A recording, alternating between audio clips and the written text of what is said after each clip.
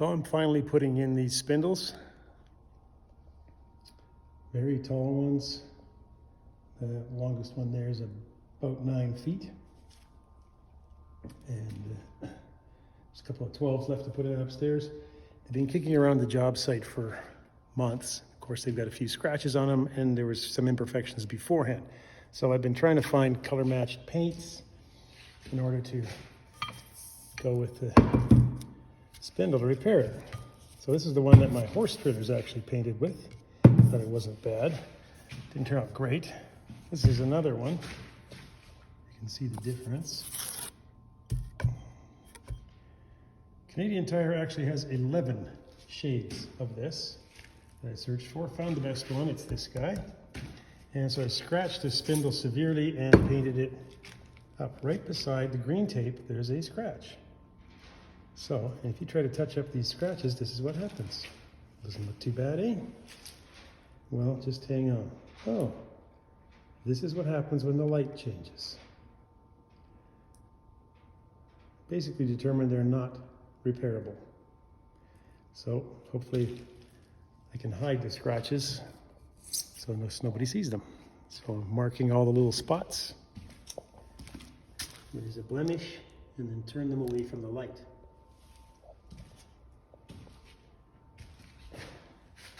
And I've got a few left to do. And the ones with the cut fit underneath the stairs. They're going to be the hardest.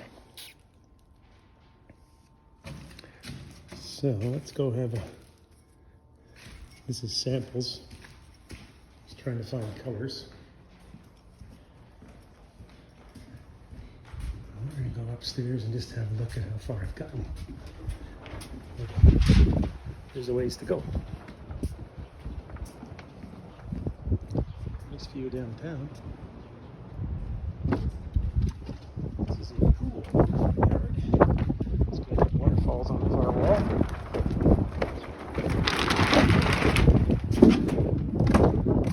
Here's the staircase and the spindles so far.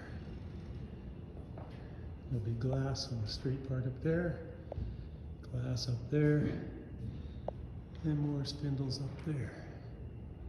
Only 2 in so far.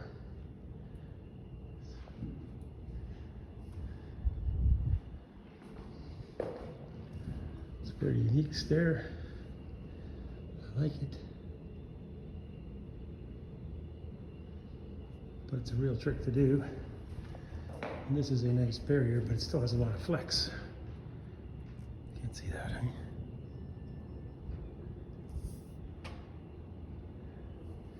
Even though I glued rebar inside the pipes. And this is what they look like otherwise.